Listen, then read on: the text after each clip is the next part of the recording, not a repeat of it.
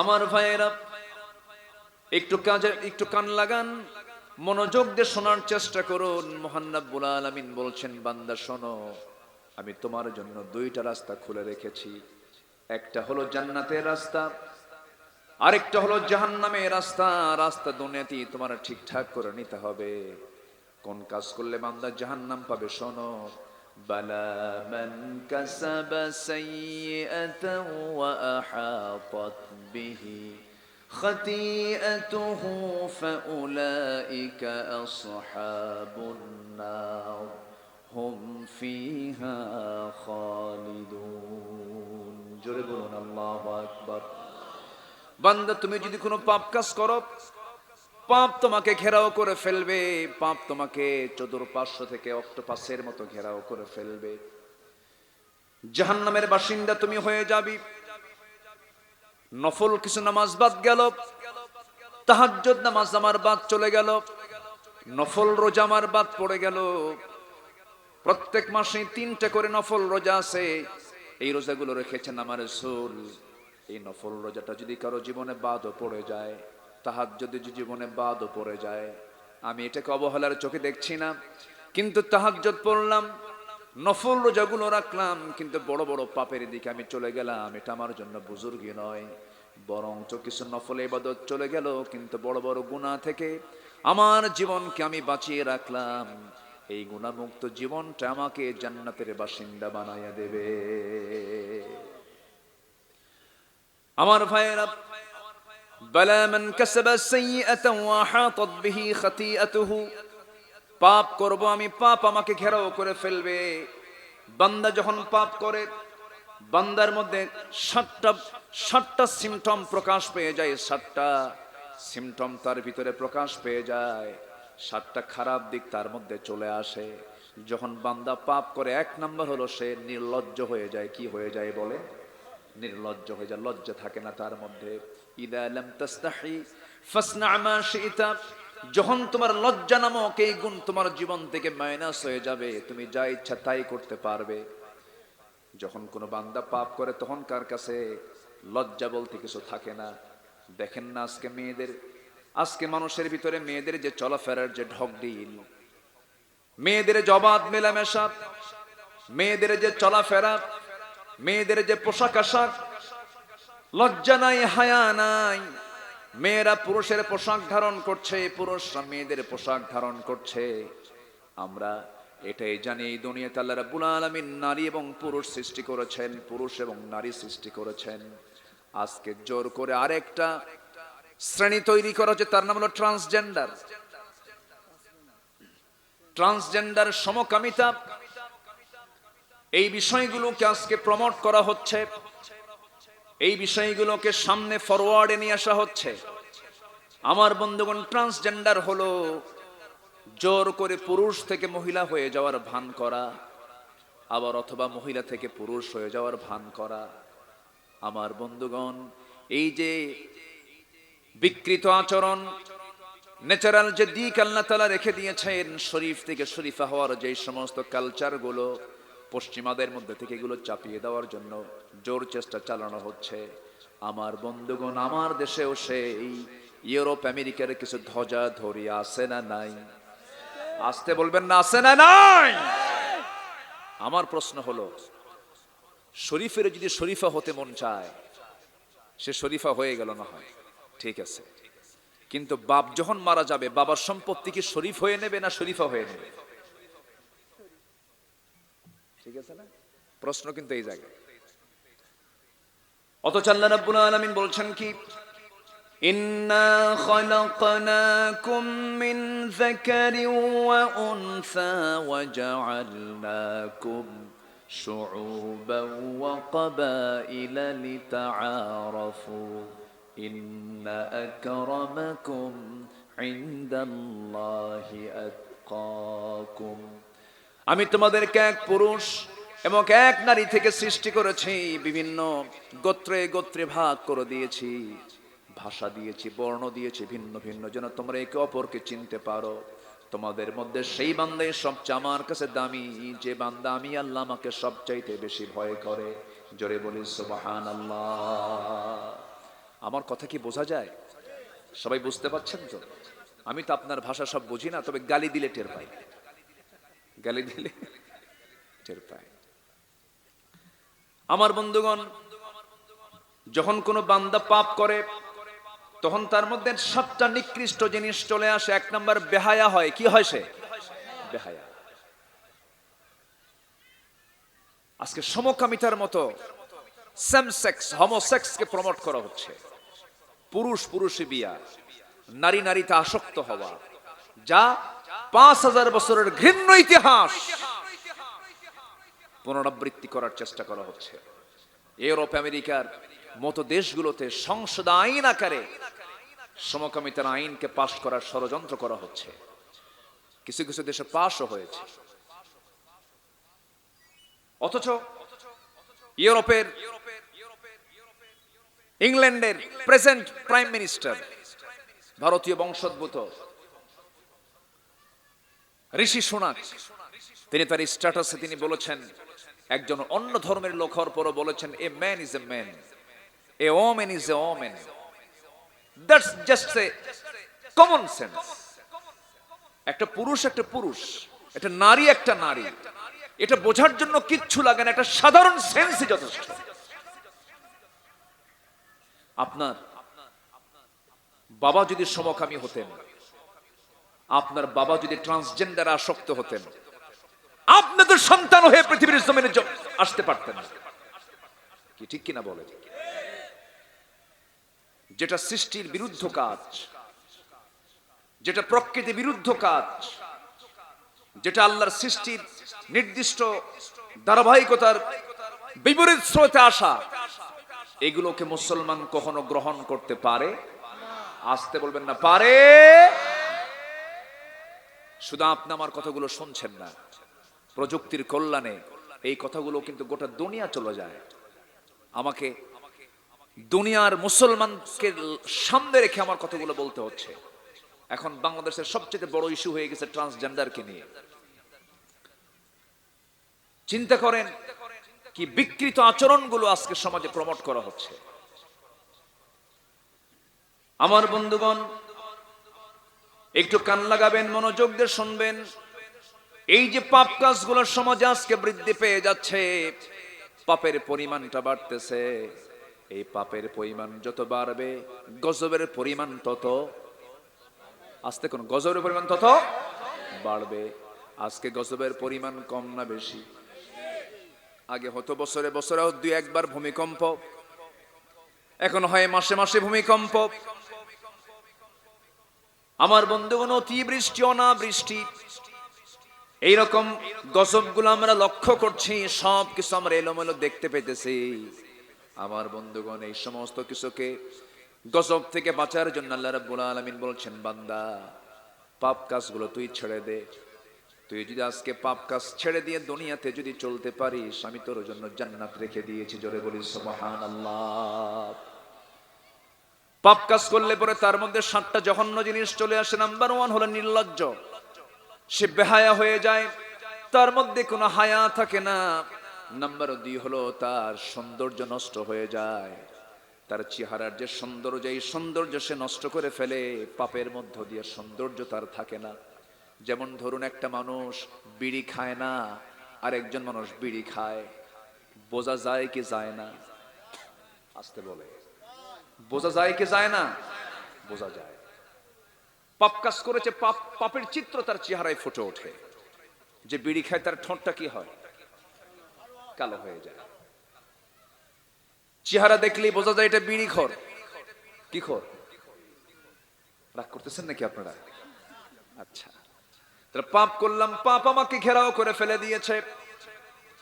যে মদ্যপান করে, যে মদ খায়, চেহারায় তার প্রকাশ পেয়ে যায় সে মদখোর, কারণ তার চক্ষুটা লাল হয়ে থাকে, তার চাল চলন, তার কথাবার্তার মধ্যে পরিবর্তন চলে আসে। একজন লোক মদ্যপান করে সে স্বাভাবিক থাকে না, ওলট পালট তার লাইফ স্টাইল হয়ে যায়। এই মদের বোতল কক্সবাজারে বুঝি নাই? আসতে বলে, আছে না নাই? আমার দেশে এমন মুসলমান আছে, পানির বোতলের চাইতে মদের বোতল বেশি প্রিয়। পানির চাইতে মদ বেশি খায়, ভাতের চাইতে বিড়ি বেশি খায়। আমি কি ভুল বলতেছি? রাত 3টার দিকে উঠে ঘুম ধরে না, বিড়ি টানে। কি টানে? বিড়ি টানে। আবার প্রশ্ন করে, হুজুর বিড়ি খাওয়া কি জায়েজ আছে নাকি? মানে উনি জায়েজের চেষ্টায় আছে। এটা কেমন কথা? আমার বন্ধুগণ, পাপ, যত পাপ পৃথিবীতে আছে, 2টা পাপের কথা রাসূল বলেছেন, খুব জঘন্য পাপ। একটা হলো কথার মধ্যে মিথ্যা কথা বলা, আল কিযবু উম্মুল খাতিয়াত। মিথ্যা হলো সমস্ত পাপের মা, সমস্ত পাপের জননী। আবার রাসূল মদের ব্যাপারে বলেছেন, আল খামরু উম্মুল খাবাইস। মদ হলো সমস্ত পাপের জননী। আজকে আমার দেশে মিথ্যা মনে হয় নাই? আজ থেকে মিথ্যা আছে না নাই? আমার দেশে মিথ্যা কথা বেশি চলে না সত্য কথা বেশি চলে? মিথ্যা কথা। সত্য রায় বেশি না মিথ্যা রায় বেশি? বলেন বলেন বলেন। মামলা তৈরি হয়, মামলার গ্রাউন্ড তৈরি হয় সত্য দিয়া না মিথ্যা দিয়া? মিথ্যা ছাড়া উকিল লিখতে পারে না। আমার বন্ধুগণ, সমাজের মধ্যে মদ আছে, সমাজের মধ্যে জেনা আছে, সমাজের মধ্যে মিথ্যা আছে, সমাজের মধ্যে বেহায়াপনা আছে, সমাজের মধ্যে এই পাপ কর্মগুলো আছে। এই পাপ কর্মগুলো শুধু ওয়াজ করে বন্ধ হবে না। এই পাপ কাজগুলো সমাজ থেকে উৎখাত করার জন্য, বন্ধ করার জন্য সৎ কাজের আদেশ দিতে হবে, অসৎ কাজের বাধা প্রদান করতে হবে। এমন একটা টিম তৈরি করতে হবে যে টিমটা মানুষকে আল্লাহর পথে ডাকবে, সৎ কাজের আদেশ দেবে, অসৎ কাজের বাধা দেবে। এমন একটা টিম কে দেখতে চেয়েছেন? আল্লাহ রাব্বুল আলামিন বলেন, ওয়ালতাকুম মিনকুম উম্মাতুন ইয়াদউনা ইলাল খায়রি ওয়া ইয়ামুরুনা বিল মা'রুফি ওয়া ইয়ানহাউনা আনিল মুনকার। তোমাদের মধ্যে এমন একটা দল অবশ্যই থাকা দরকার, যে দল মানুষকে সৎ কাজের জন্য আদেশ করবে, অসৎ কাজের বাধা প্রদান করবে। এমন দল দেখতে চেয়েছেন, তিনি আমার কে? আরো জোরে বলেন, তিনি আমার কে? আমাদের রব কে? আমাদের নেতা মুহাম্মদ সাল্লাল্লাহু। আমাদের দলের নাম হলো ইসলাম। আমাদের দলের নাম কি বলেন? ইসলাম। আমাদের একমাত্র সংবিধানটার নাম কি বলেন? জোরে, সংবিধানটার নাম কি বলেন? আমাদের রব কে? আমার নেতা মুহাম্মদ সাল্লাল্লাহু। আমার দলের নাম হলো কি বলেন? ইসলাম। আমার সংবিধান কি বলেন? কোরআন। এই 4 কথার মধ্যে যে কথা বলতে আসবে তা আমরা তার জিহ্বা টেনে ছিড়ব। এই 4 কথাকে যারা বিকৃত করতে চায় তারা আমার আপনার ঈমানকে নষ্ট করতে চায়। যে দলের নামের সাথে ইসলাম শব্দ যোগ নাই, যে দলের কার্যক্রমের সাথে ইসলামের কোনো কার্যসূচির মিল নাই, যে নেতৃত্ব মানতে গিয়ে নামাজ লাগে না, যে নেতৃত্ব মানতে গিয়ে দিন লাগে না, যে নেতৃত্ব মানতে গিয়ে রাসূল লাগে না, যে নেতৃত্ব মানতে গিয়ে আল্লাহ লাগে না, সেই নেতৃত্বের মুখে আমরা জুতা মারি, থুতু মারি। রাজি আছেন কারা কারা? হাত উঁচু করে দেখা। নারায়ে তাকবীর, আল কোরআনের আলো, আল হাদিসের আলো, নারায়ে তাকবীর। হাত নামান। মদের বোতল নিয়ে বসে থাকে কারা? কোনদিন কি দেখেছেন কোন আলেমের হাতে মদের বোতল? দেখেছেন? নাইট ক্লাবে যায় কারা? নাইট ক্লাবে মদের বোতল নিয়ে আসর জমায় কারা? আমি কই নাই, আপনি কি তো বলে ফেললেন, ঠিক কি না? হ্যাঁ, আমার কি বলা লাগলো? মিথ্যা কথা বেশি বলে কারা? হ্যাঁ, আমার বলার দরকার নাই। জনগণ সব জানে, জনগণ সব বোঝে। সম্মানিত ভাইয়েরা, সম্মানিত বন্ধুগণ, যে নেতৃত্বের সাথে আমার নবীর নেতৃত্বের মিল নাই, সেই নেতৃত্বের মুখে আমরা থুতু মারি।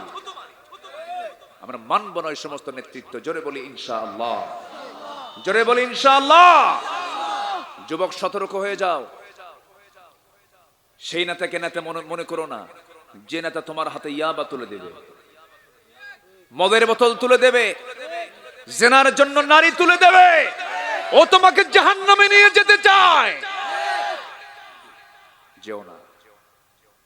পুরোটাই লস, সব ধ্বংস হয়ে যাবে। উলাইকা সাহাবুন নার, জাহান্নামের বাসিন্দা তুমি হয়ে যাবে। পাপের কাছে যেও না। পাপ করলি তার মধ্যে 7টা জিনিস চলে আসবে। একটা হচ্ছে নির্লজ্জ হয়ে যাওয়া, চেহারার সৌন্দর্য থাকবে না, চেহারার সৌন্দর্য নষ্ট হয়ে যাবে। আমার বন্ধুগণ, মদকে রাসূল সমস্ত পাপের মা বললেন কেন? একটা এক্সাম্পল দিলেই সঠিক বিষয়টা বোঝা যাবে। কোন এক আল্লাহওয়ালা একটা শহরে বসবাস করতেন। সেই শহরে একজন খারাপ নারী বসবাস করত, জেনার কাজ করত, বেশ্যাবৃত্তির কাজ করত। সে একদিন মনে মনে চিন্তা করলো, এই শহরে কত পুরুষের সঙ্গে আমার সঙ্গ, আমার বিছানা সজ্জা হলো, দেখিতে এবার বড় আল্লাহর ওলিকে টার্গেট করব। আমি টার্গেট করে ফেলেছে। এক পর্যায়ে তাকে একটা প্যাঁচের মধ্যে ফেলে দিয়ে, ঘরের মধ্যে তুলে ফেলে দিয়া তাকে শর্ত জোড়ায়া দিচ্ছে, শোনেন, আমি জানি আপনি শহরের সবচেয়ে বড় আল্লাহর ওলি, আমি আপনাকে 3টা অপশন দেব। নাম্বার 1, এই যে মদের বোতল, সামান্য একটু মদ আপনাকে এখান থেকে পান করলে পরে আপনাকে ছেড়ে দেওয়া হবে। নাম্বার 2, আমার সঙ্গে জেনা করতে হবে, অথবা এই যে শিশুটা আছে, শিশুটাকে হত্যা করতে হবে। এই 3টা অপশন আপনাকে দিলাম, এই 3টার মধ্যে যে কোনো একটা করলে আপনি আমার এখান থেকে চলে যাবেন, মুক্ত হবেন। নচেত আমি চিৎকার মারবো, চিৎকার মেরে শহরের সমস্ত লোকগুলোকে হাজির করবো, আপনাকে দোষী বানায় দেব। আপনি কোন কাজটা করবেন বলেন? আমি জাস্ট একটা এক্সাম্পল বোঝানোর জন্য রূপক অর্থে বলছি। সেই বেচারি এখন মনে মনে চিন্তা করতেছে, কি করা যায়, কি করা যায়। জেনার কাজ করলে তো ঈমান থাকে না, মানুষ হত্যা করলে তো বিশাল বড় অপরাধ, ঈমান থাকে না। যদি আমি মদের বোতল খাই, মদ্যপান করে, এটাও তো আমার জন্য বড় ক্ষতিকর। তবে 3টা কাজের মধ্যে তার কাছে মনে হয়েছে মদের একটু পানি খেয়ে নেই, এতটুকু করলে তো অন্তত আমি বাঁচবো মনে হয়। মদের বোতল থেকে একটু মদ পান করেছে। নতুন পান করলে, নতুন যদি কেউ জর্দার সাথে, যদি পানের সঙ্গে যদি জীবনে জর্দা খায় না, যদি জর্দা খায়, মাথা ঠিক থাকার কথা নাকি বলে। এমনকি কাঁচা সুপারিও খেলে পরে তার কাম সারা জীবন খায় নাই মদ। এক ঢোক মদের বোতল যখন মুখে দিয়েছে, সেন্সলেস হয়ে গেছে। মদ্যপান করলে পরে তাল না মাতাল? তাল না মাতাল? মাতাল। মদ্যপান করে মাতাল হয়ে গেছি, নারীর সঙ্গে জেনায় লিপ্ত হয়ে গেছে, শিশুটাকেও হত্যা করে ফেলে দিয়েছে। আমার বন্ধুগণ, তাহলে মদ এমন একটা পাপের নাম, মদ্যপান করবে যে তার মধ্যে কোনো অপরাধ নাই, এমন কোন অপরাধ নাই যা তার মধ্যে আসবে না। মদ সমস্ত নেশা, সমস্ত পাপকে টেনে আনে। মদ আছে যেখানে জেনা আছে, মদ আছে যেখানে খুন আছে, বিবেক শূন্য হয়ে যায় যে নেশা করে। সম্মানিত ভাইয়েরা, আজকে সেই পাপের ভিতরে আমরা হাবুডুবু খাচ্ছি। মনকে মন মদ বিক্রি হয় এই কক্সবাজারে, হয় না? হয় না? আমার বন্ধুগণ, 1000 বছর ওয়াজ করে আপনি এগুলোকে বন্ধ করতে পারবেন না। আমার নবীজি মক্কার 13 বছর জিন্দেগিতে অনেক চেষ্টা করেছেন, পারেন নাই। আবু জেহেল বলে, মদ তো আমার কাছে পানির চেয়েও প্রিয়। সুদের কারবার আমার কারবার, জেনার কারবার আমার কারবার, আমি এগুলোকে বন্ধ করতে দেব না। আবু জেহেল বলে, জেনা আমার প্রিয়, মদ আমার প্রিয়, সুদ আমার কারবার। আমার নবীজি এগুলোর বিরুদ্ধে যখন কথা বলা শুরু করে দিলেন, অত্যাচার শুরু হলো, নির্যাতন শুরু হয়ে গেল। এমনকি শেষ পর্যন্ত রাসূলকে দুনিয়া থেকে বিদায় করার পর্যন্ত ষড়যন্ত্র করা হলো। নবীজি মক্কায় টিকতে পারলেন না। রাসূল তার জানা হইতে অবাঞ্ছিত হয়ে গেলেন। রাসূলকে হত্যার হুলিয়া পর্যন্ত জারি করে দেওয়া হলো। আল্লাহর নির্দেশ জারি হয়ে গেল। নিজের জন্ম হইতে তিনি টিকতে না পেরে মক্কা থেকে হিজরত করলেন। কোথায়? আসতে বলবেন না, কোথায় হিজরত করলেন? মদিনায় হিজরত করলেন। রাসূল কি কারো বাড়িতে আগুন ধরায় দিচ্ছেন নাকি? আগুন ধরায় দিচ্ছেন? কারো জমির আইল ঠেলছেন? কাউকে কখন কোনোদিন কটু কথা বলেছেন? ওই মক্কার কুরাইশ রাসূলকে আল আমিন বলতো, আস-সাদিক বলতে, তাকে ব্যাংক মনে করে তার কাছে অর্থ সম্পদ সব জমা রেখে চলে যেত। রাসূলকে সবাই ভালোবাসতো, কিন্তু রাসূল খারাপ হয়ে গেলেন কখন? যখন তিনি বললেন মদ চলবে না, জেনা চলবে না, মদের বোতল চলতে দেওয়া যাবে না, জেনার কারবার চলতে দেওয়া যাবে না, সুদের কারবার চলতে দেওয়া যাবে না। আমার নবীজি এক শ্রেণীর কাছে খারাপ হয়ে গেলেন। নবীজির দাওয়াতি কাজকে বন্ধ করে দিল। নবীজি দাওয়াতি কাজ পর্যন্ত করতে পারছেন না। পাহাড়িয়া গুহার মধ্যে গিয়ে আমার নবীজি গোপনে গোপনে লুকায় লুকায় সাহাবায়ে কেরামের মাঝে দাওয়াতি কাজগুলো করছেন, দিনের কথাগুলো বলছিলেন। হঠাৎ করে আমার নবীর মনে হলো দাওয়াতের কাজ তো আমার বন্ধ করা যাবে না, আমি একটু তায়েফের ময়দানে যাব। তায়েফের ময়দানে কালিমার দাওয়াত দেওয়ার জন্য বুক ভরা আশা নিয়ে যখন তায়েফের প্রান্তরে যখন রওনা দিলেন, আমার নবীজি তায়েফের ময়দানে গিয়ে ফুল পেয়েছেন না পাথর পেয়েছেন? কি পেয়েছেন বলেন? পাথর পেয়েছেন। নবীজির দাওয়াতের কি অ্যাকশন ছিল? নবীজি দাওয়াত দিতে গেলে পান পাথর, আমরা দাওয়াত দিতে গেলে যা পাই হলো মুরগির রান। বাস্তব তো তাই। আমরা দাওয়াত দিতে গেলে আমরা সম্মান পাই, কদর পাই, মর্যাদা পাই। কিন্তু নবীজি দাওয়াতি কাজ করতে গেছেন, নবীজি পেয়েছেন পাথর। কি নির্যাতন, কি নিপীড়ন শুরু হয়ে গেল সেই তায়েফের ময়দানে। আমার রাসূল দুটো জায়গায় সবচেয়ে বেশি কষ্ট পেয়েছেন। দুটো জায়গায় আমার নবীজির দেহ থেকে সবচেয়ে বেশি রক্ত ঝরেছে। একটা হলো তায়েফের ময়দান, আর একটা হলো উহুদের ময়দান। দাওয়াতি কাজ করতে গিয়ে রক্তাক্ত হয়েছেন, জিহাদের ময়দানে দ্বীন কায়েমের সংগ্রাম করতে গিয়ে রক্তাক্ত হয়েছেন। আল্লাহু আকবার।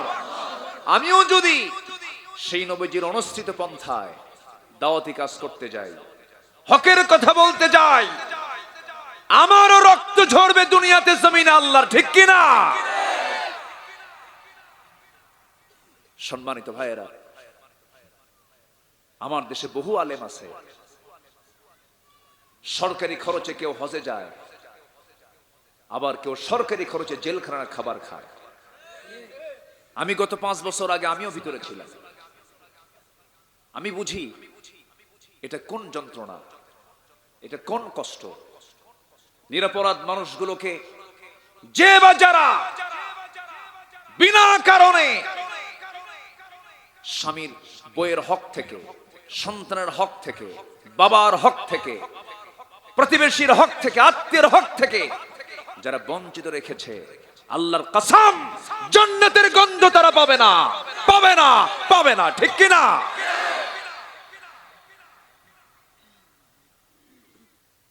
সম্মানিত ভাইরা, কষ্ট পাচ্ছেন নাকি আপনারা? যোগ্য পিতার যোগ্য সন্তান, শাইখুল হাদিসের ছেলে মামুনুল হক হাফিজাহুল্লাহ, তরুতাজা একজন মানুষ, এখন তাকে লাঠি ভর করে হাঁটতে হয়। কি জুলুম, কি নির্যাতন গুলো করা হচ্ছে। আমরা কওমি আর আলিয়া বুঝি না, যারা আলেম তারা আমাদের কলিজার টুকরা। আমি স্পষ্ট ভাষায় এটাই জানিয়ে দিতে চাই, আমি এটাই বলতে চাই,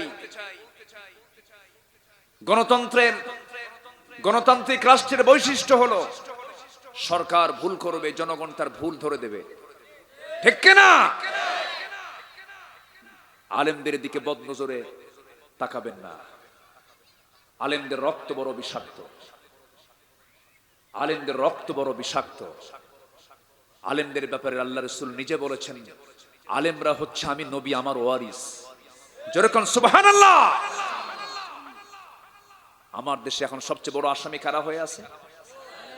আলেমরা। কষ্ট পাচ্ছেন নাকি আপনারা? আমার আবেগ থেকে নয়, আমি বাস্তবতাকে সামনে রেখে আমি কথা বলছি। সম্মানিত ভাইয়েরা, তবে হ্যাঁ, হকের দাওয়াত দিতে গেলে এই অবস্থাই হয়। আবু হানিফা রাহমাতুল্লাহ আলাইহি 8টা বছর জেল খেটেছেন। 8টা বছর জেল খাটার পর তাকে বিষ প্রয়োগ করে খাবারের মধ্যে, পানির মধ্যে বিষ ঢুকায় দিয়া বাদশা মনসুর নামক জালিম তাকে শহীদ করে দিয়েছে। আমার দেশে এমন রেকর্ড আছে না নাই? আসতে বলবেন না, আছে না নাই? সিলেটকে আল্লাহ তাআলা উর্বর করার জন্য রাজা গৌর গোবিন্দের বিরুদ্ধে দিয়েছিলেন শাহজালাল ইয়ামিনীকে। বগুড়া সহ উত্তরবঙ্গ উত্তর জনপদকে শিরিক মুক্ত, বিদআত মুক্ত করার জন্য সমাজ সংস্কারক হিসেবে পাঠিয়েছিলেন শাহ সুলতান বলখি রহমতুল্লাহ আলাইকে। খুলনায় পাঠিয়েছিলেন খান জাহান রহমতুল্লাহ আলাইকে। রাজশাহীতে পাঠিয়েছিলেন শাহ মাকদুম রহমতুল্লাহ আলাইকে। চট্টগ্রামে পাঠিয়েছিলেন শাহ পরান রহমতুল্লাহ আলাইকে। সম্মানিত ভাইয়েরা, শাহ আমানত রহমতুল্লাহ আলাইকে। ঠিক তেমনি এই শতাব্দীতে অগণন কোটি কোটি বাংলার জনগণের জন্য নিয়ামত স্বরূপ পাঠানো হয়েছিল আমাদের আল্লামা সাঈদীকে। তিনি হচ্ছেন আমার দেশের কোটি কোটি মানুষের হৃদয়ে রাজ্যের মুকুটহীন এক সম্রাটের নাম। বলি আলহামদুলিল্লাহ। রাজত্ব দখল করলে রাজা হওয়া যায় না। মনের রাজত্বের চাইতে বড় রাজত্ব আর পৃথিবীতে নাই। কষ্ট পাচ্ছেন? কষ্ট পাচ্ছেন? আমরা মূল রাজত্ব দখল করতে চাই না, আমরা মানুষের হৃদয় নামক রাজত্ব আমরা দখল করতে চাই। আল্লাহ কবুল করুন। জোরে বলি আমিন, আরো জোরে আমিন। নবীজির চেহারাটা এত সুন্দর ছিল, আম্মা জান আয়েশা বলেন রাসূলকে যদি সাইয়েদনা ইউসুফ আলাইহিস সময় যে সমস্ত নারীরা সাইয়েদনা ইউসুফকে দেখতে নিয়ে লেবু কাটতে নিয়ে তাদের হাত কেটেছিল, তারা যদি একটাবার রাসূলকে দেখতো, হাত কেন কলিজা টেনে ছিঁড়তো তবুও টের পেত না। এত সুন্দর চেহারা আল্লাহ তাআলা দিয়েছেন আমার নবী মুহাম্মদ সাল্লাল্লাহু আলাইহি ওয়াসাল্লামকে। সেই রাসূলকে লক্ষ্য করে পাথর মারা শুরু হলো বৃষ্টির মতো। উশৃঙ্খল ছেলেদেরকে লেলিয়ে দেওয়া হলো, রাসূলকে রক্তাক্ত করে দেওয়া হলো। নবীজি মুখ থুবড়ে পড়ে গেলেন, নবীজির পাশে কেউ নাই। নবীজি সেন্সলেস হয়ে পড়ে আছেন তায়েফের প্রান্তরে। আল্লাহ তাআলা আমাকে তায়েফে বহুবার নিয়েছেন। তায়েফে যখনই যাই তখনই আমার চোখে পানি চলে আসে। হাঁটতে নেই, ভাবি আহারে এই জমিনের কোন জায়গায় যেন রাসূল আক্রান্ত হয়েছিলেন। নবীজির পাশে কেউ ছিল না, রক্তাক্ত হয়ে জমিনে তিনি পড়েছিলেন। মাথা রক্তগুলো গড়ে গড়ে পায়ের তলার সঙ্গে জুতার তলার জমাট বেঁধে গেছে। নবীজি সেন্সলেস হয়ে পড়ে গেছেন। তারা ভেবেছে বুঝি মুহাম্মদ বিন আব্দুল্লাহ মারা গেছে। কিছুক্ষণ পর সেন্স ফিরেছে, হাত দিয়ে টেনে টেনে জুতাটা খুলতে চান কিন্তু খুলতে পারেন না। জিবরিল আমিন এসে বলছেন, ইয়া রাসূলুল্লাহ, ইয়া হাবিবাল্লাহ, আরশ আজিম অস্থির হয়ে গেছে, ফেরেশতারা কাঁদতেছে। ইয়া রাসূলুল্লাহ, আপনি আজকে যা বলবেন তাই হয়ে যাবে। এই দুই দিকের পাহাড় দিয়ে তায়েফকে নাস্তানাবুদ করে দিয়ে দেব, আপনি শুধু বলবেন তাই হয়ে যাবে। রাসূল বললেন, জিবরাইল রে, আমি নূহের মতো দোয়া করব না, আমি আমার ভাই মুসার মতো দোয়া করব না, আমি অন্যান্য পয়গম্বরের মতো দোয়া করব না। আমাকে না বুঝে ওরা মেরেছে, না বুঝে মেরেছে যেহেতু আমি ওদেরকে সব ভুলগুলো মাফ করে দিলাম। والكاظمين الغيظ والعافين عن الناس والله يحب المحسنين। আমার নবীজি রক্তমাখা দেহ নিয়া 3 দিন 3 রাত খান নাই, না খাওয়া পেট নিয়ে একটা দৌড় মারলেন। সেই দৌড় মারতে নিয়ে আর পারেন না। সামনে এক আঙ্গুর বাগান পেলেন, আঙ্গুর বাগানে তিনি হাত পা ছেড়ে দিয়ে পড়ে গেলেন। আর চলতে পারে না, শরীর থেকে রক্ত অজরে ঝরায় ঝরতেছে, রক্তের শূন্যতে পড়ে গেছেন। ওই আঙ্গুর বাগানের একজন কেয়ারটেকার দূর থেকে লক্ষ্য করে দেখে কে যেন পড়ে আছে। কাছে গিয়ে দেখে সুন্দর চেহারার একজন মানুষ। দয়া হলো তার মধ্যে। আস্তে করে আঙ্গুর বাগানের উপরের দিকে তাকায়া কয়েকটা আঙ্গুর হাতের মধ্যে নিয়া চিপে চিপে মুঠে 1 গ্লাস আঙ্গুরের রস জমা করে নবীর হাতে দিয়ে সেই যুবক বলতেছে, ও যুবক, এই যে তোমাকে 1 গ্লাস আঙ্গুরের রস দিলাম, এটা পান করো, নচে তুমি মারা যাবে, তুমি রক্ত শূন্যতায় ভুগতেছো। নবীজি 3 দিন 3 রাত খান নাই। আমার নবীজির পেটে কোনো পানিও যায় না, খাবারও যায় না। হাতের মধ্যে তিনি 1 গ্লাস আঙ্গুরের রসটা পেলেন, হাতের মধ্যে নিয়ে বিসমিল্লাহ বলে তিনি পান করলেন। 3 ঢোকে পান করে যুবকের দিকে তাকায়া, কোনোদিন দেখালো না যার সাথে, তাকে লক্ষ্য করে বলছেন, যুবক, তোমার নাম তো আব্বাস। সঙ্গে সঙ্গে যুবক আশ্চর্য হয়ে মনে মনে চিন্তা করে আমার নামটা সে বললো কেমনে, কোনোদিন দেখা হলো না, কথা হলো না। এবার বলতেছে আমার নাম আদ্দাস, তোমাকে কে বললো? সঙ্গে সঙ্গে রাসূল বলছেন আদ্দাস না, আমি শুধু জানি না তোমার গ্রামের নামটাও জানি। তোমার গ্রামের বাড়ি হলো নিনোয়া নামক গ্রামে তোমার জন্ম হয়েছে। আমার গ্রামের নাম তোমাকে কে বললো? তিনি বলছেন শোনো আদ্দাস, তুমি যে গ্রামে জন্মগ্রহণ করেছো সেই গ্রামেই জন্মগ্রহণ করেছেন আমার ভাই ইউনূস আলাইহিস সালাতু ওয়াস সালাম। আল্লাহর নবী ইউনূস আমার গ্রামে জন্ম নিয়েছেন, এই কথা আপনাকে কে বললো? আমার রাসূল বলছেন ও আদ্দাস, একজন নবীর কাছে তার একজন নবীর তথ্য থাকতেই পারে। সঙ্গে সঙ্গে আদ্দাস বলতেছে নাম শুনেছি মক্কার বুকে আব্দুল্লাহর পুত্র মুহাম্মদ নামে আল্লাহর পয়গম্বর আছে, আপনি মনে হয় সে আল্লাহর পয়গম্বর হবেন, চিনতে পেরেছি। হাত দুইটা আগায় দিয়া খ্রিস্টানি কায়দায় নবীর হাত পায়ের দিকে দুই হাত নিয়ে যে তাকে সেজদা দিয়ে ধন্য করবে আদ্দাস। রাসূল সেজদা গ্রহণ করলেন না, কারণ বান্দা হয়ে বান্দার সেজদা গ্রহণ করা যাবে? আসতে বলবেন না যাবে? আমার দেশে কিছু ভণ্ড দরবার আছে না নাই বলেন? আসতে বলবেন না আছে না নাই? যে দরবারে সেজদা গ্রহণ করা হয়, যারা পায়ে সেজদা ওই ঠ্যাং ভেঙে চুরমার করে দাও দরকার, গুড়া করে দাও দরকার। সেজদার হক একমাত্র কার? সেজদার হক কার? এত বড় বড় গুনাহ আমার দেশে হচ্ছে, অবলীলায় প্রকাশ্যে এই পাপকর্মগুলো চলছে। আমার নবীজি আদ্দাসকে বুকের সঙ্গে জড়িয়ে ধরলেন, বুকের সঙ্গে জড়িয়ে ধরে বলছেন ও আদ্দাস, এই মস্তক একমাত্র আল্লাহ ছাড়া কারোর সামনে সঁপিয়ে দেওয়া যাবে না আদ্দাস, এই মস্তক একমাত্র আল্লাহর সামনেই সঁপিয়ে দিতে হবে, সেজদা কাউকে দেওয়া যাবে না। আদ্দাস বলতেছে আপনি যে আল্লাহর পয়গম্বর, বুঝতে পেরেছে, আপনি আমাকে পড়িয়ে দেন আশহাদু আল্লা ইলাহা ইল্লাল্লাহু ওয়াহদাহু লা শারীকা লাহু ওয়া আশহাদু আন্না মুহাম্মাদান আবদুহু ওয়া রাসূলুহু। হেদায়েতের মালিক কে? আসতে বলবেন না হেদায়েতের মালিক কে? তায়েফে গেলেন, মার খেলেন, মক্কায় দাওয়াতি কাজ বন্ধ, কিন্তু মাঝখান থেকে একজন আল্লাহর গোলাম কালেমা পড়ে মুসলমান হয়ে গেছে। যেরকম সুবহানাল্লাহ। নবীজির দাওয়াত একদিনের জন্য বন্ধ ছিল না, মক্কায় টিকতে পারলেন না, মদিনায় চলে গেলেন। মদিনায় গিয়ে 1 বছর গেল না, বদর চলে আসলো, উহুদ চলে আসলো, খন্দক চলে আসলো। আল্লাহর দিন তেমনি এমনি আসে নাই। আল্লাহর দিন কায়েমের জন্য আমার নবীজির দাঁত ভাঙতে হয়েছে, আমার নবীজির কোমর ভেঙে চলে গেছে, আমার নবীজির না খেয়ে থাকতে হয়েছে, সাহাবে কেরামকে দেশ ছাড়তে হয়েছে। অনেক ত্যাগ তিতিক্ষার পর আল্লাহর জমিনের দিন কায়েম হয়েছে রে ভাই। সেই জমিন আল্লাহর দিন কায়েম হোক, সবাইকে আমরা চাই নাকি? আসতে বলবেন না সবাই কি চাই আমরা? সবচেয়ে বড় চ্যালেঞ্জ হলো আমরা নিজের জীবনে কোনো পাপ করব না, জোরে বলি ইনশাআল্লাহ। এটাই হলো প্রস্তুতি। এটা কি বলেন?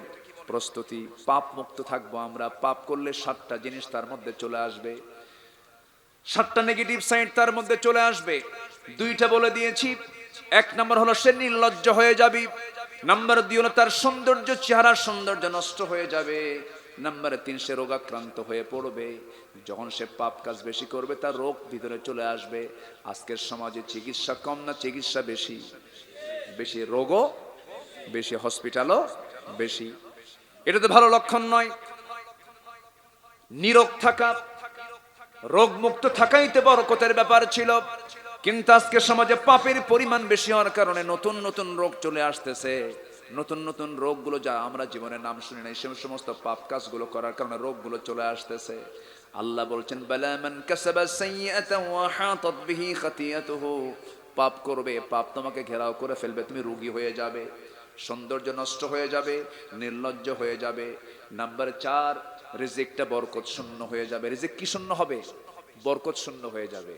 হাজার হাজার কোটি টাকার মালিক হলেই আপনি বড় বরকতওয়ালা হয়েছেন তা নয়। হাজার কোটি টাকার মালিক কিন্তু বাড়িতে শান্তি নাই। ছেলের রুমে ঢুকে বাপ বালিশ টান দিলে পিস্তল বের হয়, মেয়ের রুমে ঢুকে বালিশ টান দিলে ইয়াবা আর মদের বোতল পাওয়া যায়, আর বইয়ের মোবাইল সার্চ দিলে পরকীয়ার গন্ধ খুঁজে পাওয়া যায়। এটা কি শান্তি? আস্তে করে, এটা কি শান্তি বলেন? এটা কি বরকত? যখন পাপ সমাজে বেড়ে যাবে, শান্তি নামক একটা জিনিস এটা তখন সমাজ থেকে, পরিবার থেকে হেরে যাবে। এই জন্য সবচেয়ে বড় চ্যালেঞ্জ হলো আমরা পাপের দিকে যাব না। জোরে বলি ইনশাআল্লাহ। নামাজ পড়বো কয় ওয়াক্ত? আসতে বলবেন না, কয় ওয়াক্ত নামাজ? একা না জামাতে? বলেন একা না জামাতে? মনোযোগে না অমনোযোগে? বুঝে না না বুঝে? জেনে না না জেনে? জেনে বুঝে আমাকে আপনাকে নামাজ পড়তে হবে। নামাজ তানহা আনিল ফাহশাই ওয়াল মুনকার ওয়ালা যিকরুল্লাহি আকবার। সকল অপকর্ম থেকে বাঁচার জন্য নামাজ হচ্ছে সবচাইতে বড় মাধ্যম। কিন্তু আজকে সবচাইতে বেশি মাইনাস পয়েন্ট হলো আমার দেশের অধিকাংশ মুসলমান নামাজি না বেনামাজি? বেনামাজি। বেনামাজির কাছে শয়তান আরো বেশি করে চলে আসে। কি ব্যাপার, এরকম করে যায় আর আসে কেন? হ্যাঁ, আচ্ছা, একটু জিকির করি লা ইলাহা ইল্লাল্লাহ সুবহানাল্লাহ আলহামদুলিল্লাহ। আরো জোরে লা ইলাহা সুবহানাল্লাহ আলহামদুলিল্লাহ। আরো জোরে লা ইলাহা সুবহানাল্লাহ।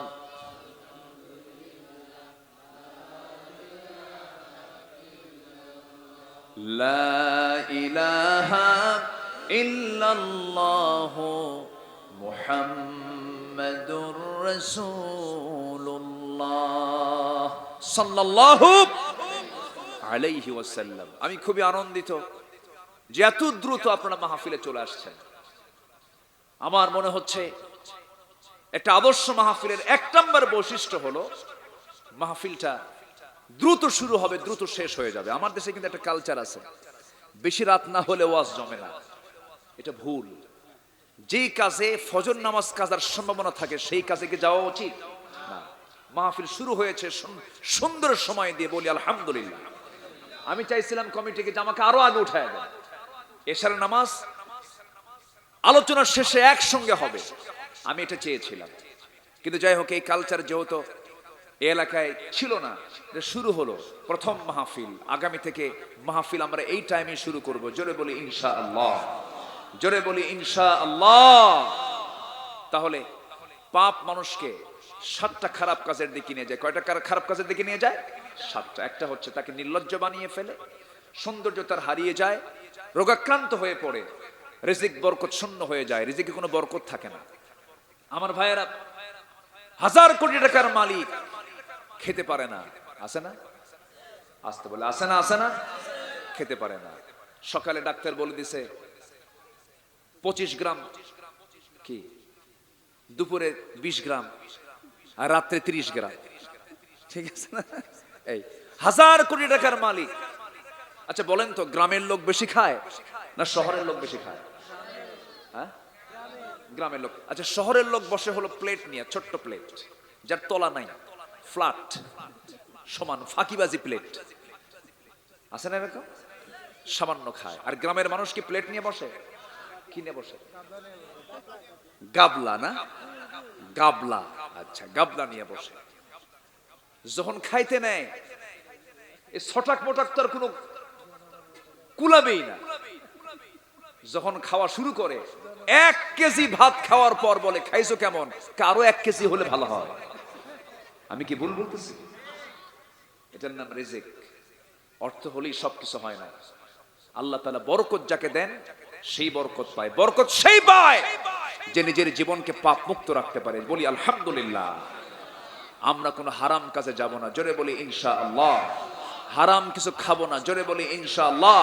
হারাম কোনো চিন্তা করব না, জোরে বলি ইনশাআল্লাহ। কোনো বান্দার হক নষ্ট করব না, জোরে বলি ইনশাআল্লাহ। বোনের সম্পত্তি বোনকে বুঝায় দেব, জোরে বলি ইনশাআল্লাহ। প্রতিবেশীর কোনো হক নষ্ট করব না, জোরে বলি ইনশাআল্লাহ। আমল করতে কি ওয়াজ বেশি লাগে? এক সাহাবী বলেন, ইয়া রাসূলুল্লাহ, আমি বেশি ওয়াজ শুনবো না, আপনি আমারে একটা আমল শিখায় দেন। রাসূল বলেন, তুই মিথ্যা কথা বলবি না, যা তোর একটাই ওয়াজ। আচ্ছা, যদি কেউ মিথ্যা কথা না বলে, ওর চাইতে বড় বুজুর্গ কেউ আছে? এই পৃথিবীতে সবচেয়ে বড় বুজুর্গ সেই হবে যে মিথ্যা কথা ছাড়তে পারবে, সে সোজা জান্নাতে চলে যাবে। as-sidqu yunji ইলাল বির ওয়াল বিররু ইয়াহদি ইলাল জান্নাহ। সত্য মানুষকে নাজাতের দিকে, ভালোর দিকে নিয়ে যায়, আর ভালো কাজ মানুষকে জান্নাতের দিকে নিয়ে যায়। জোরে কান সুবহানাল্লাহ। এই জন্য আমরা চ্যালেঞ্জ নেব, আমরা কোনো খারাপ কাজে যাব। আল্লাহ কবুল করুন, জোরে বলি আল্লাহুম্মা আমিন। সেকেন্ড আয়াত, আমি দুটো আয়াত তো তেলাওয়াত করেছি। সেকেন্ড আয়াত আল্লাহ রাব্বুল আলামিন বলেন, ওয়াল্লাযীনা আমানু ওয়া আমিলুস সালিহাতি উলাইকা আসহাবুল জান্নাহ হুম ফিহা খালিদুন। ঈমান যারা আনবে, আমল যারা করবে, আমলহীন ঈমানের মূল্য নেই, আমলহীন ঈমানের কোনো মূল্য নাই, দুটাই লাগবে। ঈমান আছে আমল নাই হবে না, আমল আছে ঈমান নাই হবে না, দুটাই লাগবে। আমল যারা আছে, ঈমান যারা আছে, আল্লাহ বলছেন ওই সমস্ত বান্দাকে আমি আল্লাহ জান্নাত দিয়ে দেব, যে জান্নাত থেকে সেই বান্দাকে কখনো বের করা হবে না। জোরে বলি সুবহানাল্লাহ। আজকে থেকে নামাজ কেউ কাজা করব না। কারা কারা একটা হাত তুলে দেখেন দেখি। জোরে বলি ইয়া আল্লাহ, আমাদেরকে 5 ওয়াক্ত সালাত আদায় করার তৌফিক তুমি আল্লাহ দিয়া দাও। জোরে বলি আমিন, আরো জোরে আমিন, আরো জোরে আমিন। সবার বাড়িতে মা বোন আছে না নাই? মা বোনদের জন্য মনে হয় নামাজ নাই। আসতে বলবেন না, আছে না নাই? আপনার বউ নামাজ পড়বে না, আপনি বলবেন না আপনাকে জাহান্নামে যেতে হবে। আপনার মেয়ে পর্দা করবে না, আপনি বলবেন না আপনাকে জাহান্নামে যেতে হবে। এই সমস্ত বিষয়গুলো আমরা খেয়াল করব। জোরে বলি ইনশাআল্লাহ। আমি যখন আলোচনা শুরু করেছি তখন ছিল মোট জনসংখ্যার 5 ভাগের 1 ভাগ, তাই না? হ্যাঁ, মোট জনসংখ্যার 5 ভাগের 1 ভাগ ছিল। কিন্তু আমাদের যেন কি যেন একটা বিষয় এখানে লেখা আছে, কিন্তু বিশেষ দ্রষ্টব্য হুজুরের বয়ান 8টায়। আমার দেশে যখন জুমার নামাজের আজান যখন হয়, জুমার নামাজের আজান হয় 12:15টায়, মুসল্লি হাজির হয় 1:29 মিনিট 29 সেকেন্ডে। আমি কি ভুল বললাম? এটা আমাদের নেচার। এখন সবার পরে যিনি আসলেন তিনি বলবেন, হুজুর কি ওয়াজ করলেন বুঝলাম না কিছু, কিন্তু আসছে কিন্তু সবার পরে। এটাই হলো বেকায়দা। আমি যে কথাগুলো বলেছি আমার এই দীর্ঘ বক্তৃতাই বলবো, আমি আমলের জন্য বেশি কথা লাগে না। একটা মানুষের জান্নাত যাওয়ার জন্য এতগুলো কথাই যথেষ্ট, বলি আলহামদুলিল্লাহ। সম্মানিত হাজিরিন, অনেক মা বোন আজকের মাহফিল অংশগ্রহণ করে তারা শুনছেন, আমি তাদেরকে বলবো জান্নাত যাওয়ার জন্য শুধু আপনার সব আমলের পাশাপাশি একটা আমল যথেষ্ট, সেটা হলো পর্দাটা। 14 জন পুরুষ ছাড়া বাকি পৃথিবীর সকল পুরুষের সঙ্গে আপনি পর্দা অবলম্বন করবেন, পর্দায় থাকবেন। আল্লাহর 8টা জান্নাত আল্লাহ পাক আপনার জন্য খুলে দিয়ে জাহান্নামকে পর্দা করে দিবেন। যেরকম সুবহানাল্লাহ। দুনিয়া পর্দা করবেন না, জাহান্নামের পর্দা বন্ধ থাকবে না। জাহান্নামের পর্দা আল্লাহ তাআলা খুলে দিবেন, জাহান্নামের মধ্যে আল্লাহ তাআলা ঢুকায় দিবেন। আল্লাহ তুমি মা বোনদেরকে গুরুত্বপূর্ণ হুকুম, ফরজ হুকুম পর্দা করার তৌফিক তুমি আল্লাহ দিয়ে দাও। জোরে বলি আল্লাহুম্মা আমিন। সম্মানিত হাজিরিন, আমি এখানে বসেছি 8:45, 7:50 এখানে বসেছি। আমি আর সময়টাকে ইনক্রিজ করতে পারছি না। যতটুকু হয়েছে আমরা বলে ফেলি আলহামদুলিল্লাহ। আমল যতটুকু করব, তার শুনবো যতটুকু আমল হবে তার চাইতে কম না বেশি? আস্তে কয়, শুনবো যে আমল হবে তার চাইতে কম না বেশি? বলেন কম না বেশি? বেশি। বিশ্বনবী তার শ্রেষ্ঠ ভাষণ দিয়েছিলেন বিদায় হজের ভাষণ। বিদায় হজ, জীবনে তিনি একবার হজ করেছেন। সেই বিদায় হজের ভাষণে তিনি 25 মিনিট কথা বলেছেন, 20 থেকে 25 মিনিট। এমন কোন সাবজেক্ট নাই যা তার বক্তৃতায় ছিল না। আসুন আমরা আমাদের কথাকে আমলে নিয়ে বাস্তব জীবনে আমরা এটাকে বাস্তবায়ন করার চেষ্টা করি। সবাইকে আল্লাহ তাআলা সেই তৌফিক দান করুন। নাম্বার 5, পাপ যখন করব আমরা, সবাই তাকে ঘৃণা করবে। সবাই তাকে কি করবে? সামনে শুধু দেখলে সম্মান করবে, আর মনে মনে বলবে দুনিয়ার খারাপ লোক। কথা বোঝেন নাই? দুনিয়ার কি খারাপ লোক। নাম্বার 6 হলো যখন কেউ পাপ কাজ করে তখন তার অন্তরটা কালো হয়ে যায়। অন্তরটা কি হয়? কালো হয়। তার অন্তরে কোনো দয়া মায়া থাকে না। নাম্বার 7 হলো যখন কোনো বান্দা পাপ করে হাজারো দোয়া করুক, সেই দোয়া আল্লাহর দরবারে মঞ্জুর হয় না। আল্লাহ তাআলা তুমি সবাই আমাদেরকে পাপ থেকে অনেক দূরে রাখো। জোরে বলি আল্লাহুম্মা আমিন। এই আশাবাদ কামনা করে আমরা একটি দোয়ার মধ্য দিয়ে, আমার পরে কি আর কোনো মেহমান আছে? আচ্ছা, তাহলে আমরা আল্লাহর কাছে চাবো। আমরা একটু নামাজের মতো করে বসি, একটু নামাজের মতো করে বসি। আমরা চাইবো কার কাছে বলেন তো? বলেন তো চাইবো আমরা কার কাছে?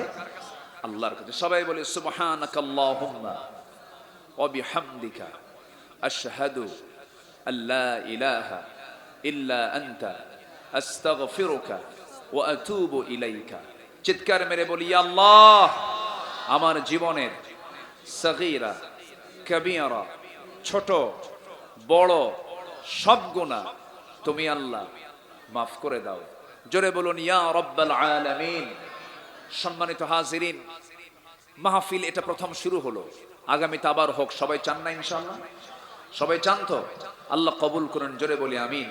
আমার মতে এই নগণ্য গোলামকে দিয়ে মাহফিলের ভিত্তিপ্রস্তর স্থাপন হলো এবছর। আগামী তো মাহফিল হবে। আল্লাহ তাআলা এই মাহফিলকে আল্লাহ তাআলা কিয়ামত পর্যন্ত কবুল করুন। আসুন আমরা আল্লাহর কাছে প্রাণ খুলে চাবো, আল্লাহর কাছে আল্লাহ যেন আমাদের সকল গুনাহগুলোকে মাফ করে দেন। নামাজ যারা পড়ি নাই, আজকে ফজর থেকে আর জীবনে কোনোদিন নামাজ কাজা হবে না। জোরে বলি ইনশাআল্লাহ। এই সিদ্ধান্ত যদি আমরা নিতে পারি, মাহফিল কবুল কবুল কবুল। আল্লাহু আকবার বল। আল্লাহুম্মা আমিন। রব্বানা যালামনা আনফুসানা ওয়া ইল্লাম তাগফির লানা ওয়া তারহামনা লানাকুনান্না মিনাল খাসিরিন। লা তুযিগ কুলুবানা।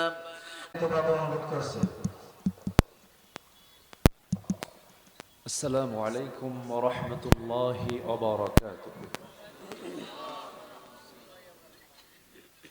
السلام عليكم ورحمة الله وبركاته.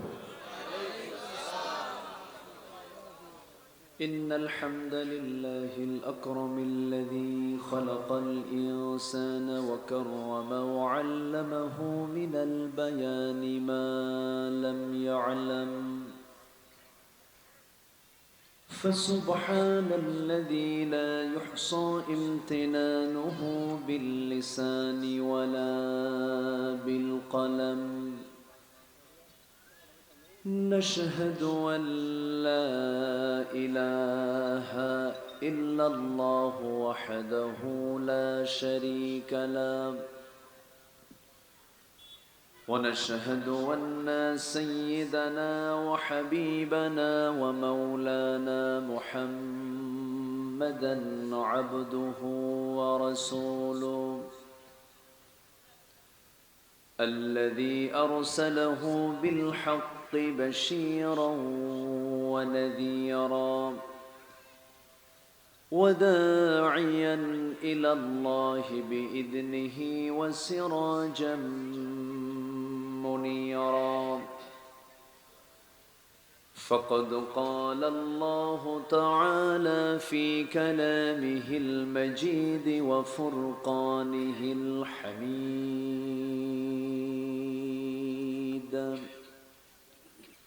أعوذ بالله من الشيطان الرجيم.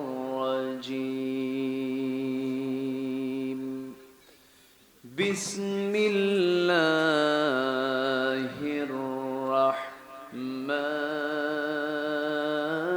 الرحمن الرحيم.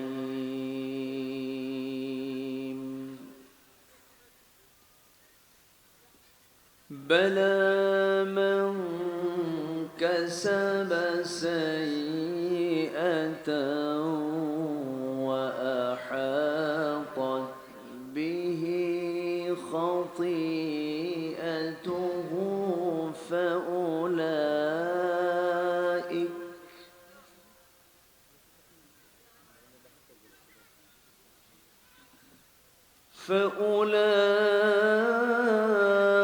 فأولئك أصحاب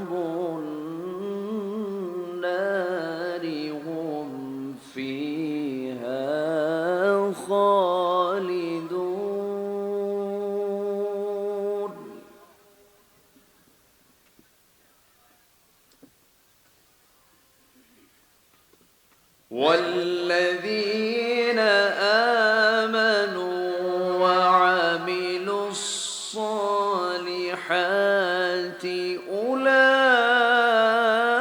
أولئك أصحاب الجنة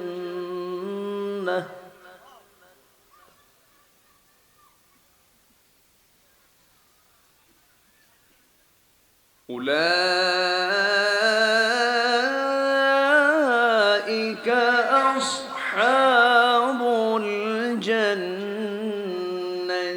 هم فيها خالدون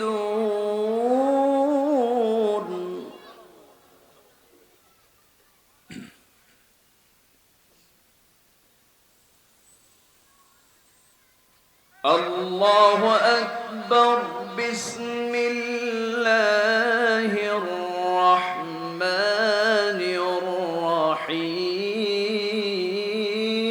الرحيم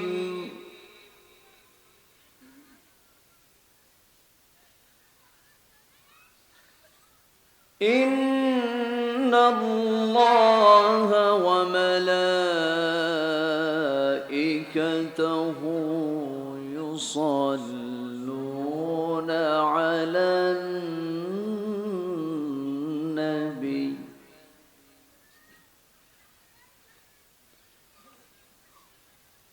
يا أيها الذين آمنوا صلوا عليه وسلموا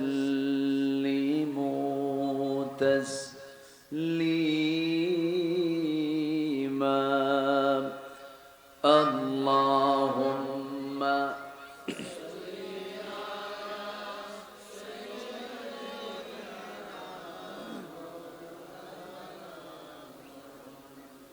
وعلى آل سيدنا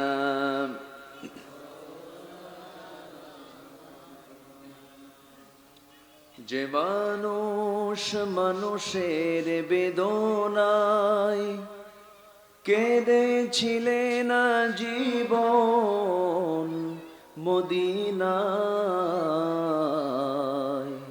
সেই মাটি সেই মানুষ যদি এত সুন্দর না জানি তাহলে তুমি কত সুন্দর কত সুন্দর আল্লাহুম্মা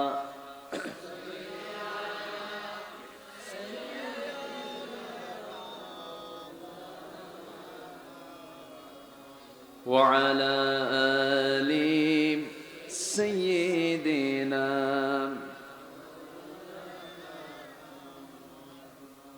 সবাই বলুন বালাগাল উলা বিকামালিহি কাশাফাত তুজা বিজামালিহি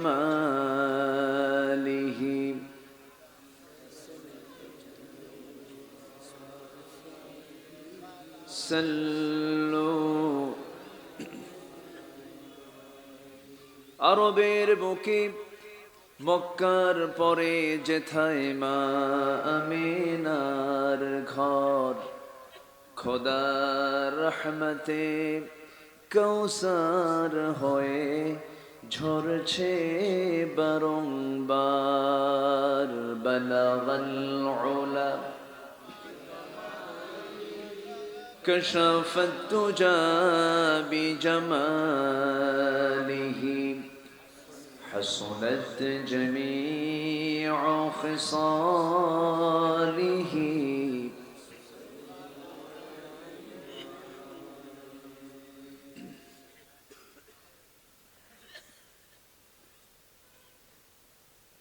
প্রাকৃতিক সৌন্দর্যের অপরূপ লীলাভূমি কক্সবাজার জেলার সীমান্তবর্তী উপজেলা সমুদ্রের তীরবর্তী অঞ্চল উখিয়া উপজেলার সেফটখালী একতা সার্বিক গ্রাম উন্নয়ন সমবায় সমিতি লিমিটেডের উদ্যোগে আয়োজিত প্রথম বার্ষিকী তাফসীরুল কোরআন মাহফিল 2024 25শে জানুয়ারিতে অনুষ্ঠিত আজকের এই মহৎ আয়োজনের সম্মানিত সুযোগ্য সভাপতি, আজকের মাহফিলের বরেণ্য সাহেবে সদর জনাব মাওলানা নূরুন নবী হাফিজাহুল্লাহ, আজকের মাহফিলের বরেণ্য প্রধান অতিথি জনাব শহীদুল্লাহ কাইসার কথা বলেছেন আমার অত্যন্ত কাছের, আমার হৃদয়ের মাওলানা আবুল ফদল হাফিজাহুল্লাহ। উপস্থিত হাজরাত উলামায়ে কেরাম, ফদল আইজাম, সুশীল সমাজ, জাতির শ্রেষ্ঠ সন্তান, শিক্ষক মণ্ডলী, জাতির বিবেক সাংবাদিক বৃন্দ, সামনে উপস্থিত আমার অত্যন্ত কাছের, আমার প্রাণপ্রিয় সম্মানিত দ্বীনী ভাইরা, আড়ালে বসে আছেন শ্রদ্ধেয়া সম্মানিতা মা বোনেরা, আলোচনার সূচনায় আনুষ্ঠানিকতার মধ্য দিয়ে আমার পক্ষ থেকে আবারও দিল খোলা সালাম, আসসালামু আলাইকুম ওয়া রাহমাতুল্লাহি ওয়া বারাকাতুহু। ওনারা বেগুন কেন শোন জি হয় না তো, চেষ্টা করি। আপনার ভাষা মিলাতে গেলে এই এলাকায় জন্ম নিতে হবে। তো যাই হোক, আল্লাহর মেহেরবানি, আল্লাহ তাআলা আমাকে এমন কিছু পছন্দের বান্দা, কিছু চাঁদ মাখা মুখকে আল্লাহ তাআলা আমাকে দেখার সুযোগ করে দিয়েছেন। কোরআনের ময়দানে আল্লাহ তাআলা আমাকে আপনাকে হাজির হওয়ার তৌফিক দিয়েছেন। শুকর আদায় করছি, মুহাব্বাতান বলে উঠছি আলহামদুলিল্লাহ। আবারও বলছি আলহামদুলিল্লাহ। চিৎকার মেরে বলছি আল্লাহুম্মা ইন্নী আসআলুকা আল হুদা ওয়াত তুকা ওয়াল আফাফা ওয়াল গিনা। সবাই বলি আল্লাহুম্মা লাকা আসলামতু ওয়া বিকা আমানতু ওয়া আলাইকা তাওয়াক্কালতু ওয়া ইলাইকা আনাবতু ওয়া বিকা খাসামতু। আমরা আল্লাহ তাআলার শুকর আদায় করে নিলাম। সম্মানিত হাজিরিন, আমি আমার অভ্যাস অনুযায়ী আলোচনার সূচনায় কোরআনে কারীমের গুরুত্বপূর্ণ একটি সূরা, বৃহৎ সূরা সূরাতুল বাকারা থেকে 81 নম্বর এবং 82 নম্বর এই দুটি আয়াতে কারীম আমি তেলাওয়াত দিয়ে শুরু করেছি। 286টা আয়াত সম্বলিত সূরাতুল বাকারা। যে বাকারা মানে হলো একটা প্রাণীর নাম। বাকারা মানে কি বলেন? এলাকায় কি কয় এটা? না, একটু লোকাল ভাষায় বলতে হবে। গাভী বলে না, গাই, গাই বলে, ঠিক আছে না? গাভী। আল্লাহ তাআলা বহু প্রাণীর নামে সূরার নামকরণ করেছেন। যেরকম সূরাতুন নামল, পিঁপড়া; সূরাতুন নাহল, মৌমাছি; সূরাতুল আনকাবুত, মাকড়সা; সূরাতুল ফিল, হাতি। আছে না? আরো নাম আছে না? আচ্ছা। সূরাতুল বাকারা আল্লাহ তাআলা শুরু করেছেন এই কিতাবের চ্যালেঞ্জ দিয়ে, শেষ করেছেন দোয়া দিয়ে। শেষ করেছেন কি দিয়ে? দোয়া দিয়ে। বান্দা দোয়া করবে কার কাছে? মাফ চাবে কার কাছে? বরকত চাবে কার কাছে? রহমত চাবে কার কাছে? আল্লাহর কাছে। সূরাতুল বাকারা এমন একটা সূরার নাম যে সূরার আলোচনা যদি শুরু করা হয় শেষ হবে না কখনো। সাইয়েদনা আব্দুল্লাহ ইবনে আব্বাস রাদিয়াল্লাহু তাআলা আনহু এই সূরাটা স্টাডি করেছেন 10 বছর। তো বলা হলো আপনার কাছে কি আর অন্য সূরা নেই? তিনি বললেন আমি 10 বছরে এই সূরাই শেষ করতে পারিনি। জোরে বলি সুবহানাল্লাহ। তো এত বড় দরিয়া থেকে, এত বড় সমুদ্র থেকে যৎকিঞ্চিত কিছু পানি, দুটি আয়াত আমি তেলাওয়াত করেছি। দুটি আয়াতকে সামনে রেখে অল্প সময়, আজকে খুব লম্বা টাইম আমি দিতে পারবো না, নাতে দীর্ঘ কথা আমাকে আজকে বলতে হচ্ছে। প্রোগ্রামটা আমার খুব অল্প সময়ে কমিটি আমাকে বলেছেন হয়তো 15 থেকে 20 দিন 25 দিন আগে হবে। সম্মানিত ভাইরা, তবে আমার দেশে ওয়াজ বেশি হয় না আমল বেশি হয়? বলেন তো, ওয়াজ বেশি না আমল বেশি? এত ওয়াজ হয়, ইয়াবা কি বন্ধ হয়েছে? আস্তে কয়, ইয়াবা কি বন্ধ হয়েছে? এত ওয়াজ হয়, মদের বোতল কি বন্ধ হয়েছে? মদের দোকান আছে না নাই? হাজী সাহেব হজ করতে যাওয়ার সময় এয়ারপোর্টে মদের বোতল দেখতে দেখতে যান, আবার যখন হজ থেকে ফেরত আসেন মদের বোতল দেখতে দেখতে চলে আসে। বড় বড় এয়ারপোর্টগুলো, আমাদের যে ইন্টারন্যাশনাল এয়ারপোর্টগুলো আছে, সব জায়গায় এত সুন্দর করে সাজানো মদের বোতল। মদের বোতল থাকে হলো এসি রুমে, ভিআইপি জায়গায়, আর দুধ বিক্রি হয় হলো বাজারে। অথচ ওয়া ইন্না লাকুম মিনাল আনআমি লাইবরাতান নুসকিকুম মিন বাইনি ফারথিন ওয়া দামিন লাবানান খালিসান সাইগাল লিশারিবিন। আল্লাহ তাআলা দুধের ভিতরে দিয়েছেন সমস্ত শ্রেষ্ঠ পানীয়, এর চাইতে শ্রেষ্ঠ পানীয় পৃথিবীতে আর দ্বিতীয়টা নাই। বান্দা ভালোটা খায় না, বান্দা পচায়া আঙ্গুরটাকে পচায়া মদ বানায়া মদ পান করে। মদ্যপান করা কি? জোরে বলেন, আর একটু জোরে বলেন। হারাম। আমার দেশে কি? আস্তে কয়, আমার দেশে কি হালাল, লাইসেন্স আছে তো, আপনি বন্ধ করতে পারবেন। এবং মদের লাইসেন্স নেওয়ার জন্য ছবিও লাগবে না, ছবি ছাড়াই লাইসেন্স হয়। পৃথিবীতে বাংলাদেশের এমন কোন লাইসেন্স নাই যে লাইসেন্সের ছবি বাধ্যতামূলক, কিন্তু মদের লাইসেন্স নেওয়ার জন্য ছবিও লাগে না।